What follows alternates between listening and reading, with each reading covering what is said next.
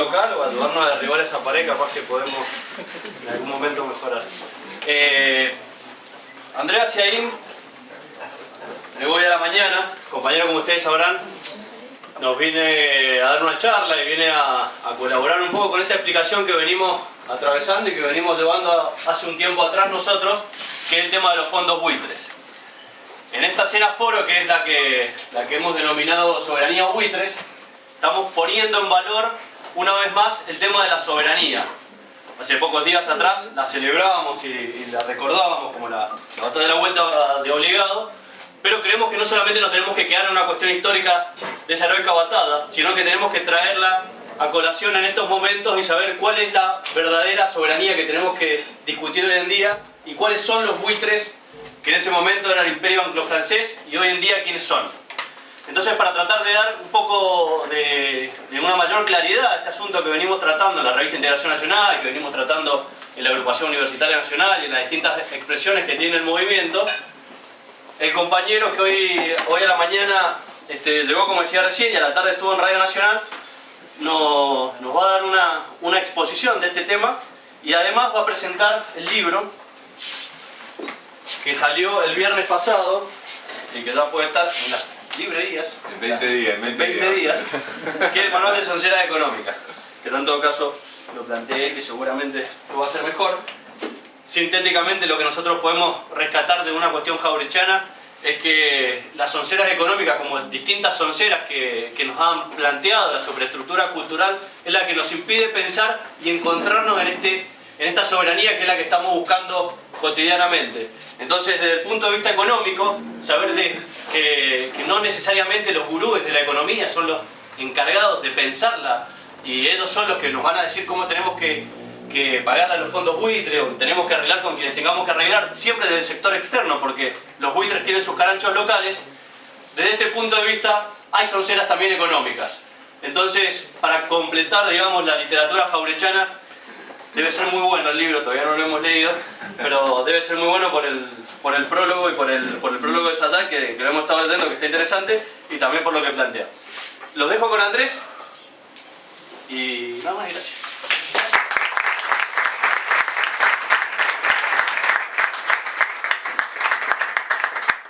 Antes que nada, agradecerle a los compañeros la posibilidad de estar acá, a todos por venir. Voy a dar una charla en general, siempre la charla la hacemos después con preguntas. La verdad que se nos hizo tarde, yo en 20-25 minutos tengo que arrancar, así que va a ser una charla, en todo caso va a haber otra oportunidad. También vengo ahí ya, ustedes saben que uno viene de varias actividades, llego con el último libro me quedo. Pero lo voy a dejar, acá los compañeros me dijeron que tienen una fotocopiadora, a nosotros nos interesa más que nada la difusión de las ideas, no es un negocio lo que buscamos publicando libros, así que sin avisarle nada a los de la editorial, no, mentira, están autorizados a darle a la fotocopiadora. Aparte, no sé si saben que todas las fotocopiadoras pagan y después a los autores le pagan un porcentaje, así que está pago. Pueden darle sin culpa. Bueno, las dos cosas me parece que tienen que ver y vamos a vincularlo porque la cuestión de la soberanía y la independencia económica, muchas veces, digamos, las entregas de nuestra independencia económica y la renuncia a la soberanía vienen por una cuestión de una dependencia más cultural que real, ¿no? Que impide, sobre todo a los sectores dirigentes, tener conciencia real de cuáles son las posibilidades del país, y tenemos esa clase dirigente colonialista que dice que la única forma de salir adelante es llevándose bien, cooperando, dicen, con Estados Unidos, con Europa, firmando cualquier cosa con Grecia, accediendo al financiamiento internacional, y malvenden, digamos, las posibilidades nacionales en cualquier, digamos, acuerdo internacional que firman, ¿no? Y esto viene de parte de una dirigencia que asume realmente los intereses de la potencia y cree que no hay otra posibilidad para la Argentina que someterse al lugarcito que le pueden dejar, ¿no? Es como, bueno, hay distintas formas alternativas. Estos son los que creen que para salir adelante lo que hay que hacer es chuparle la media al patrón. Bueno, es la versión en el término de las economías, ¿no?, mundiales. ¿Qué posibilidad tiene la Argentina para desarrollarse? Lo que hay que hacer es chuparle la media a las potencias y que nos tiren algo, ¿no? Ser un buen alumno, un buen discípulo y no negociar de acuerdo a los intereses nacionales como entre dos países soberanos, sino ir a chuparle las medias a los dueños del poder mundial. Experiencia argentina en los años 90, ¿no? Las relaciones carnales, regalarle Winnie Pooh a los Kelper, digamos. Ese tipo de inserción internacional que viene vinculado a un proyecto económico y también a una mentalidad colonial. Bueno, el libro lo presento, como dije, Manual de Sonceras Económicas, prólogo de Alfredo Zayat. Me dio el gusto de que salga por la editorial Peñarillo, que es la misma que Arturo Jaureche publicó su Manual de Soncera originalmente, y tiene otro gusto más, que está hecho íntegramente por gráficas recuperadas por los trabajadores. 4 gráficas recuperadas por los trabajadores fueron las que hicieron todo, la tapa, la encuadernación, la impresión. Así que es un libro más nacional y popular imposible.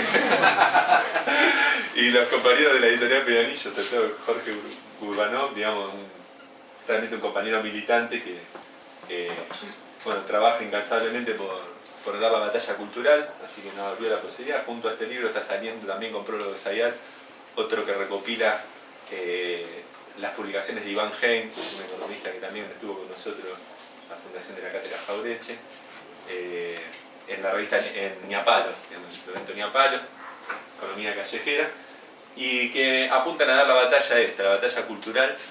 ¿Para qué? Bueno, para lo que Jaureche decía es limar estos barrotes que encarcelan la capacidad de pensar por nosotros mismos y la suplantan por consignas que repetimos una y otra vez simplemente porque la escuchamos tantas veces desde los medios, desde el profesor, desde el manualcito, del otro, que de tanto repetirnos nos comieron la cabeza, los niños están pensando, ah no, el país es serio, volver a los mercados, la emisión causa de inflación, el plan descansar, cómo tienen hijos para cobrar la asignación, toda una batería de consignas que terminan afectando nuestra capacidad de pensar libremente, y sabemos que un pueblo que no piensa libremente tampoco va a poder vivir disfrutando de la libertad, ¿no? Al menos de sus posibilidades.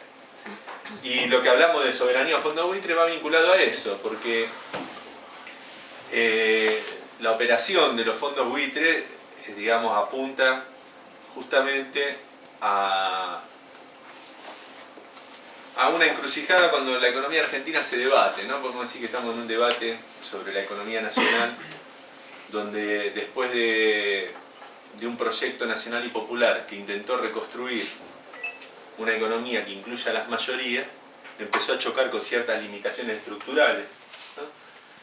Y se encuentra en una encrucijada, ¿no? Una encrucijada como se encontró tantas veces la Argentina, por ejemplo, los 50, ¿no? Después de la primera del gobierno de Perón un poquito más, la encrucijada cuando ya el proceso peronista ya no era todo ampliación del consumo, del salario, de la producción, que iba todo para ir, estaban todos de acuerdo, todo, sino que empezó a crujir. ¿A crujir por qué?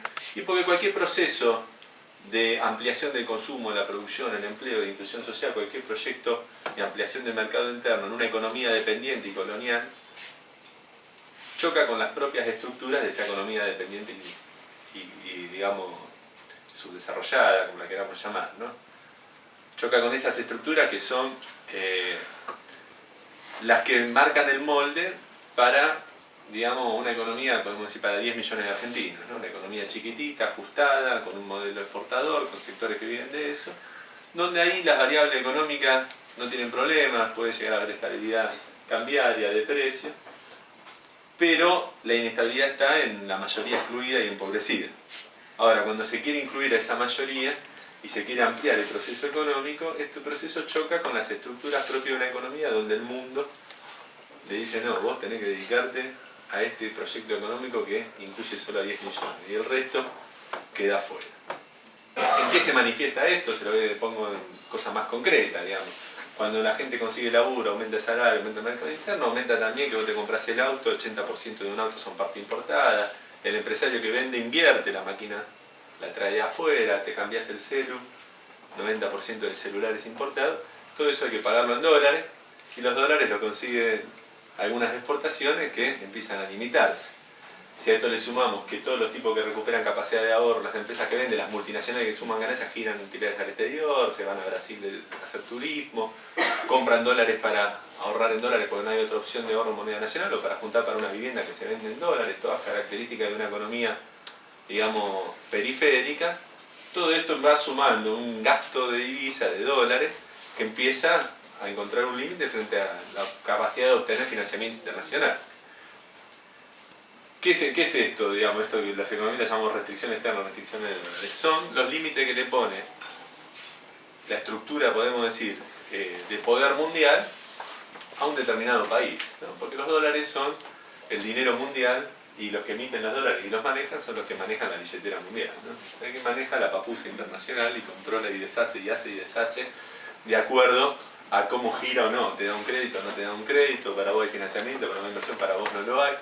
Y a partir de ahí, digamos, maneja un mundo que, como se sabe, así como acá nos manejamos con la plata, más que nada en pesos, pero también algunos verdes, en el mundo se maneja con los verdes. Y el que maneja esa billetera es el que maneja el poder mundial.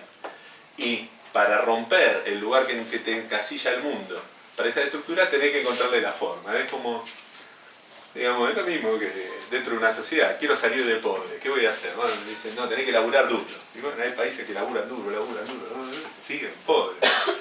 No, tenés que formarte, tenés que tomar educación, no sé cuánto, porque así vas a conseguir un laburo mejor. Y son los países que dicen, no, hay que desarrollar ciencia y tecnología, hay que especializarse en ciertos rubros.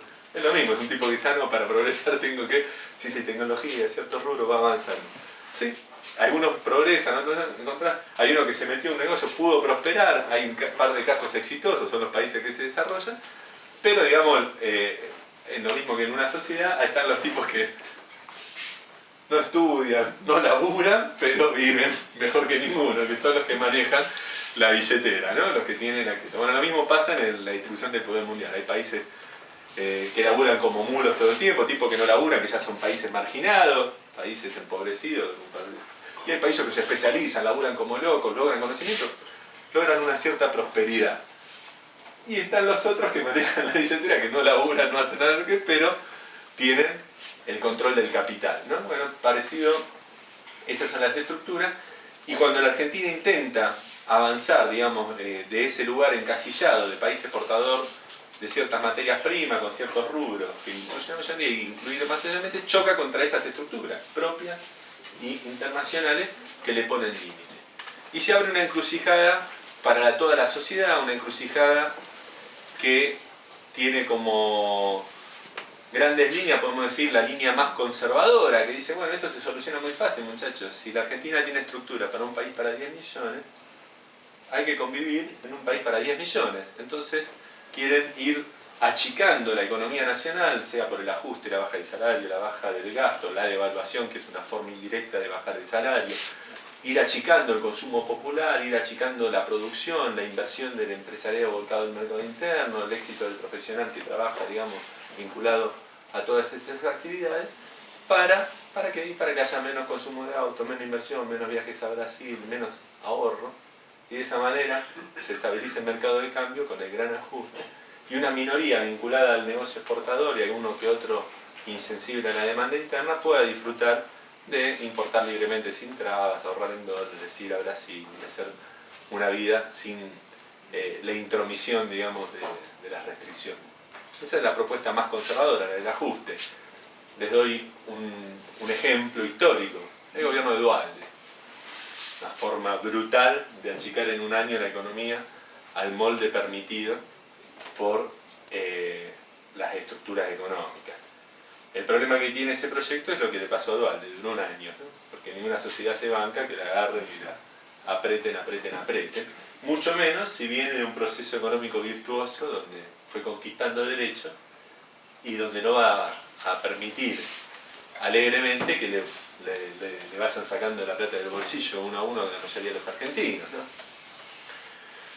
Ante esa encrucijada hay sectores que dicen, bueno, la forma de lograr avanzar en una serie de políticas para dar marcha atrás con ciertas conquistas sociales, alto nivel de empleo, defensa de la producción, un salario con un relativamente poder de compra para lo que es la triste historia del salario argentino en la última década bastante bueno, o un nivel de seguridad social bastante amplio, la posibilidad de no avanzar directamente sobre esas conquistas, sino lograr cierto consenso, digamos, y apoyo a un gobierno más conservador apelando al endeudamiento externo como forma de patear los problemas adelante. Todo el faltante de dólares y eso se soluciona yendo a los mercados internacionales y consiguiendo financiamiento. Son los que dicen, si hay un logro que hizo el kirchnerismo, hay que reconocerlo, es que desendeudó la Argentina. Los niveles de deuda son muy bajos, 10%, 9% del PBI.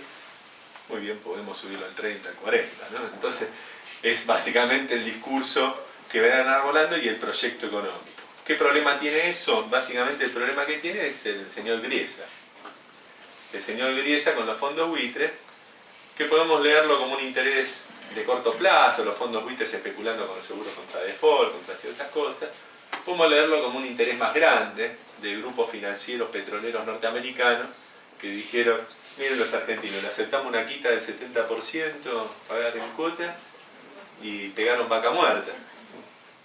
Ahora tienen plata, digamos, nosotros aceptamos la quita y ahora pegaron plata. Entonces, bueno, vamos a buscarle la vuelta para revertir esa quita y ese desendeudamiento y armar alguna maraña judicial con la que empezar a inventarle judicialmente ceros a la deuda externa argentina, planteando que, bueno, muchachos, ¿quieren volver a los mercados? ¿Quieren conseguir financiamiento internacional? Bueno, el precio es este. ¿El precio cuál es? Y el precio son 15.000, 20.000 millones de dólares, es lo que sale acordado con los buitres, con el riesgo de, si se activa la cláusula Rufo, que eso salte a 120.000 millones de dólares, ¿no? Estamos hablando 15.000 a 20.000 millones, es más o menos lo que se comprometió Chevron a invertir en desarrollo de vaca muerta. 120.000 millones de dólares, si se activa la cláusula Rufo, es en un bono a 10 años a una tasa como se espera que Argentina logre acceder si cierra con los buitres, 7-8% es lo que se habla.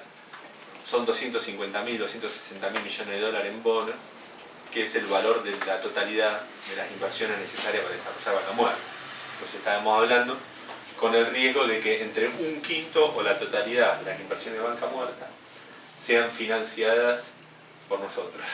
Digamos, se las regalemos, ¿no? Que entran $1, hacen un pozo, invierten y ese dólar vuelve a salir como pago de deuda externa reconocida para acceder a esa inversión. O sea, estamos en la famosa historia de la Argentina, donde nosotros con nuestro propio recurso le financiamos la inversión a las grandes corporaciones multinacionales. Frente a esa disyuntiva, digamos, plantear una estrategia de seguir construyendo, digamos, una nación que incluya a las mayorías, pero no renuncie para eso a la soberanía ni a la independencia económica, la soberanía política y la independencia económica, requiere de enfrentar los grandes problemas estructurales de la economía argentina y darle una solución. Lo que no es soplar y hacer botella, ¿no? No es soplar y hacer botella. Pocos países en el mundo se desarrollaron, ¿no? Entonces estamos planteando que la tarea no es fácil. No es fácil resolver el problema de la soberanía energética, mucho menos fácil es resolver el problema de la dependencia industrial, el déficit de divisas que genera, y otros problemas tampoco son tan fáciles como lograr generar que el excedente económico no se vaya al dólar, ¿no? El turismo en el exterior, digamos, son todas medidas de preservar la independencia económica que no son fáciles, pero son posibles, ¿no? Es una estrategia, un camino que lo que requieren seguramente sí es un proyecto con una dirigencia decidida y con una sociedad que apoye y acompañe, por lo menos, ¿no? O sea, si no va a estar a la cabeza de los dirigentes, ni con la cabeza de los dirigentes, por lo menos que esté atrás de los dirigentes mínimamente. Y bueno, y esa me parece que es la disyuntiva en la que estamos, ¿no? La disyuntiva de 2014-2015, desde un plano de una economía que ya no es la economía del kirchnerismo hasta el 2011, donde también se había ciertas peleas, era por quién se quedaba con esta torta que crecía tanto, como la pelea con el campo, ¿no? Hay mucha guita, digamos, ¿quién se la queda? Digamos? Una pelea así. Ahora la torta empieza a estar estancada o incluso a achicarse algunos años y las peleas son más grandes. Y el riesgo es que en esas peleas, digamos, como decía el gaucho Fierro, mientras los hermanos se pelean, nos devoren los de afuera, ¿no? Que en el marco de ese conflicto interno que deriva en procesos de fuga de capitales, en desestabilizaciones económicas para sacar provecho político, se esfuerce a sentar una negociación con acreedores externos para tratar de garantizar una estabilidad que tenga un costo mediano o largo plazo importante en términos de independencia económica.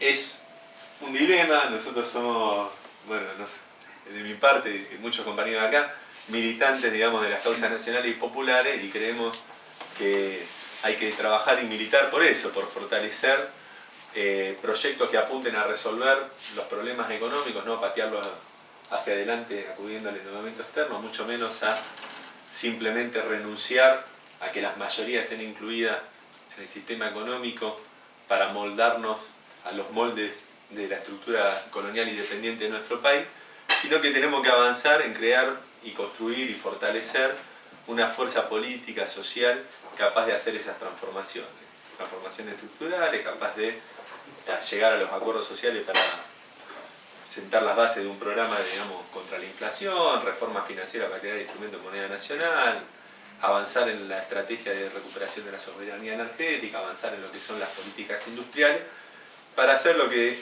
es construir, si quieren, las bases materiales de la soberanía de acá a 10 años para seguir construyendo un proyecto que pueda incluir a las mayorías, ¿no? O sea, tenemos que incluir a la mayoría, para eso hay que ampliar la casa y eso significa ponerse a laburar. Entonces, no alcanza solo, digamos, con la voluntad y el querer, hay que laburar y hacerlo bien, digamos. Si haces mal la casa, se cae. Entonces, es por eso, no moco de pavo, es todo un desafío para nuestra sociedad, es todo un desafío para los que militamos dentro de determinados proyectos políticos y económicos, pero no hay muchas alternativas, ¿no? Las alternativas sabemos que terminan en muy poco tiempo con la reversión, siquiera, del control de la política, ¿no? Porque en 5 o 6 años, cuando vienen a cobrarnos la deuda, no tengo plata, bueno, yo te refinancio, sí, pero para refinanciarte, no, mira, en vez de hacer 2 pisos para arriba, esta piecita me la alquilás, que viene un gringo que va a vivir ahí, o sea, y no me hace sacarlo afuera a la calle, ¿no? Empieza el país, digamos, mandado desde afuera y organizado de acuerdo a otros intereses y no para resolver los problemas de los argentinos. Bueno, esa es mi humilde contribución en esta noche. No sé cómo estamos en el tiempo, si hay tiempo para alguna pregunta, para alguna aclaración. Estamos jugados y media, llegué con lo justo, estoy perfecto de tiempo. Para eso contribuye el manual y les agradezco a todos la presencia y les agradezco también, no sé si aplaudieron a los compañeros que hicieron el pollo, pero se merecen un aplauso.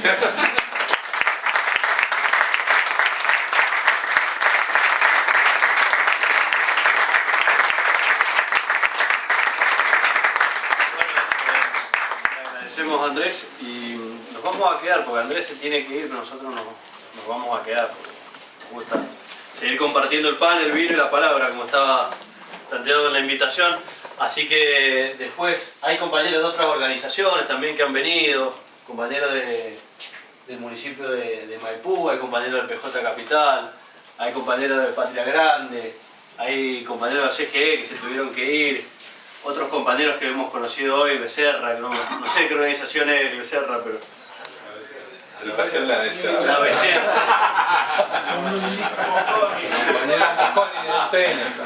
Y hay compañeros de muchas organizaciones que estamos discutiendo lo mismo y que también nos estamos planteando qué puede llegar a pasar el año que viene. Así que sigamos charlando y sigamos planteando algunas dudas, discutiendo entre nosotros para ver qué es lo que puede llegar a pasar el año que viene. No sabemos, pero el Movimiento de Integración Nacional va a participar en las PASO acá en Capital, va a participar también en las PASO y en las elecciones generales el año que viene. Así que tendrá la discusión y el debate siempre va a enriquecer para ver qué es lo que podemos hacer, siempre teniendo en cuenta que el movimiento nacional se expresa en frente. Entonces, una vez más, el Frente Nacional tiene que estar compuesto por las organizaciones que reivindican la soberanía y que reivindican la disputa política para que gane el campo nacional, una vez más, sea el Frente para la Victoria o como se vaya a expresar. Eso es un instrumento, así que quedémonos y despidámoslo con un aplauso al compañero Andrés.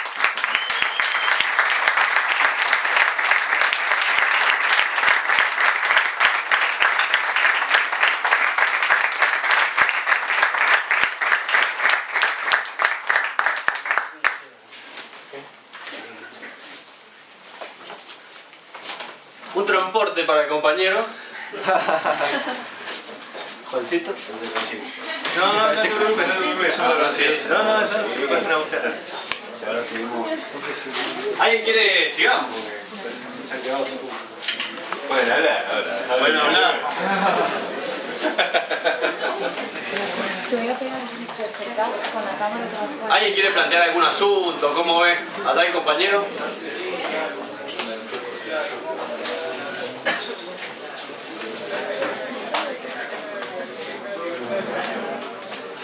No se escucha. Ahí hay un compañero que quiere hablar.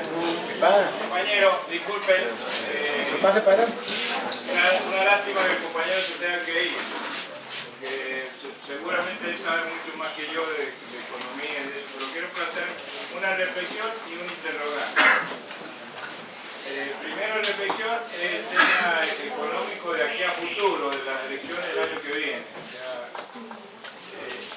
Yo vengo de la radio donde el compañero planteó la expectativa económica de aquí a un año, que era, en su visión,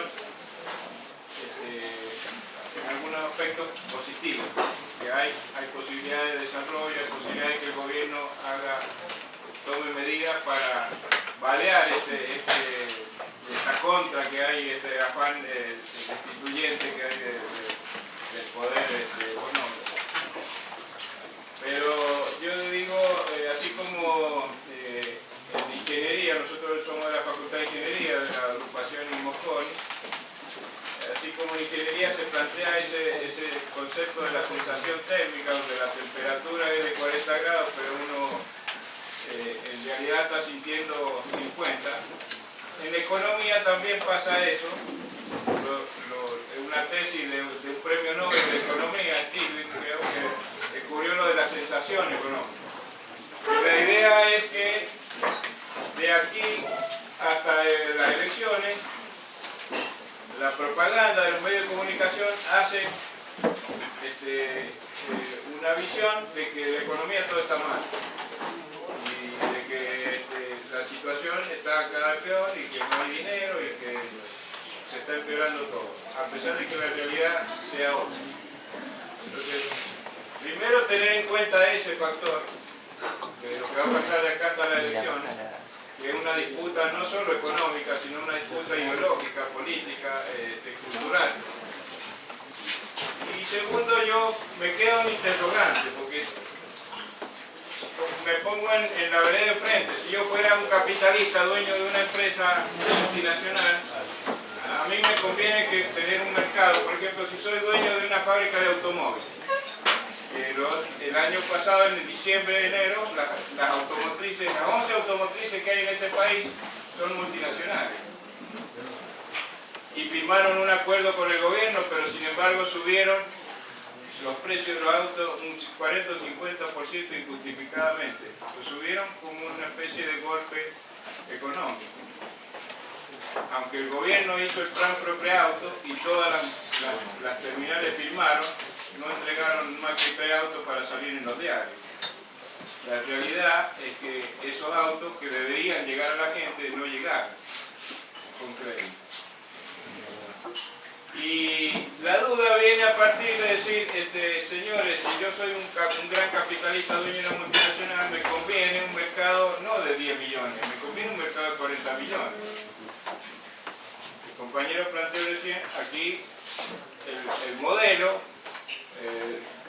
antinacional se plantea un mercado para 10 millones. Entonces, la disputa no es solo económica.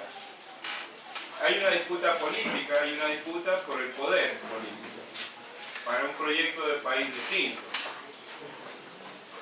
Entonces, tengamos en cuenta ese tema, digamos, que por más que las multinacionales vayan y firmen con Cristina, vamos a acordar precios acordados, precios como el plan que tiene ahora el gobierno, dicen una cosa y hacen otra. Porque la disputa no es solo económica, es política. Sí. Entonces, tengamos en cuenta eso para advertirle al pueblo y para que la militancia y la gente que está por un proyecto nuevo por el país no solo esté pensando en la economía, estoy pensando en la disputa política, económica, social y cultural por un nuevo proyecto de país. Sí, lo decía hoy a la tarde y en todo caso cerramos y quedamos discutiendo y charlando porque hay algunos compañeros que se tienen que ir. Lo decía esta tarde también Andrés, digamos, la cuestión económica no puede estar, no podemos sacar a la economía y separarla de la política. La política atraviesa la cuestión económica, la cuestión cultural, la cuestión social, absolutamente todo, no son cuestiones separadas, estancas. Eso es lo que nos han hecho pensar. Por eso también es una reivindicación histórica que tenemos que en la Universidad Nacional de Cuyo esté la Facultad de Ciencias Económicas, como que si fuera una ciencia aparte, con sus reglas, con su manera de moverse, con su forma de pensar y demás.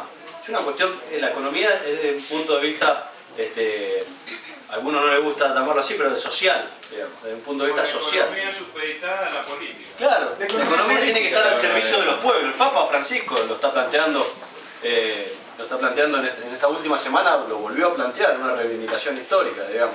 Desde el Vaticano se está planteando lo mismo que se viene diciendo acá en la Argentina y en América Latina. No por nada el Papa sale también de una extracción peronista para plantear esta cuestión de la economía al servicio del pueblo. Tiene que ver muchísimo con el peronismo, digamos. Es la doctrina social de la Iglesia que algunos pueden estar en desacuerdo, de otros no, pero tiene muchísimo que ver y es una de las bases que tiene el peronismo. Y es la economía al servicio del pueblo, digamos, no nos podemos separar de la cuestión política. Que hay algunos que lo quieren hacer, que son los que están encargados y los que buscan que solamente la economía sea para algunos inteligentes y que los demás no tengamos que intervenir en ella. Entonces, mientras nosotros nos dedicamos a otras cosas, de la casa al trabajo y todas esas cosas, no pensamos en la cosa pública y no pensamos en la economía, si total eso lo regulan, el mercado tiene que estar regulado por la mano invisible del mercado. Nosotros, el Estado no debe intervenir absolutamente nada en eso. Entonces, esas son algunas de las sonceras que tal vez ha puesto Andrés en el libro, pero si no lo podemos decir tranquilamente nosotros. La política tiene que estar al servicio de eso. Entonces, tenemos que plantearlo de una cuestión ideológica, como vos bien decías también. Y lo tenemos que plantear en las elecciones, porque si no nos quedamos solamente discutiendo en una charla de café y nos quedamos discutiendo en alguna cena que está bien, que sirve, digamos. Pero eso se tiene que transformar en poder político. La soberanía tiene que estar transformada y expresada ahí, porque la soberanía no es que Dios se la dio al rey y esa cuestión que nosotros nos contaban. No, la soberanía está expresada en el pueblo, pero el pueblo la tiene que hacer propia, y para poder hacerla propia y poder luchar por ella, necesitamos un pueblo concientizado y saber cuál es la lucha que nosotros tenemos por la soberanía, y saber que en muchas oportunidades, en procesos contrarrevolucionarios en la Argentina y en América Latina, esa soberanía se la llevaron algunos pocos. Entonces ahí nos endeudamos y creció la deuda y la terminamos pagando entre la mayoría de los argentinos. Entonces, quedémonos discutiendo, tomando algo y viendo qué hacemos. Tranquilo. Hay algunos compañeros que han venido a plantear, digamos, porque entra en boga otra vez esta cuestión de empiezan las elecciones, empieza la campaña y hay una discusión política por ver cómo se detenta el poder, digamos, que el poder no es malo ni bueno, sino las clases sociales que están detrás de ese poder son las que pueden utilizarla para fines buenos o para fines malos, digamos, desde este punto de vista. Entonces, ver qué es lo que se puede llegar a hacer. Desde el Movimiento de Integración Nacional impulsamos la discusión, pero impulsamos también la participación, la militancia y la participación en las elecciones. Sea en el plano universitario, en los gremios, en cualquier ámbito, la democracia movilizada es la que nos va a llevar a obtener la soberanía y a que no nos la vuelvan a arrebatar. Así que nada más, gracias por venir.